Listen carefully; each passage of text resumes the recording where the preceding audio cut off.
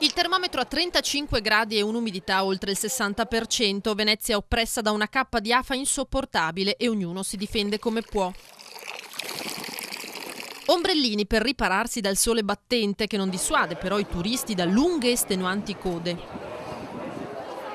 Dai 6 agli 8 gradi sopra le medie stagionali, situazione che andrà avanti fino a domenica. Su tutto il veneziano, su Venezia, si risentirà ancora dell'azione anticiclonica che interessa un po' tutte le nostre zone, quindi avremo un tempo stabile con temperature ben oltre i 30 gradi, quindi ancora questo tempo afoso, addirittura opprimente. Ma proprio da domenica la svolta con temporali anche forti. Da domenica c'è un cambiamento, l'anticiclone cede, arriva una depressione, accompagna un sistema perturbato che apporterà aria fresca che purtroppo si scontrerà con l'aria calda, umida che è presente su di noi e quindi darà vita domenica nella prima parte a temporali anche intensi, quindi a precipitazioni che potranno essere, ripeto, anche a carattere piuttosto intenso. Già in serata tornerà il sereno e da lunedì il tempo si stabilizzerà nuovamente. Già da domenica, dicevamo, dalla sera comincerà a migliorare, lunedì ulteriore miglioramento e quindi di nuovo una stabilizzazione del tempo, quindi con temperature che gradualmente si riporteranno oltre 30 gradi.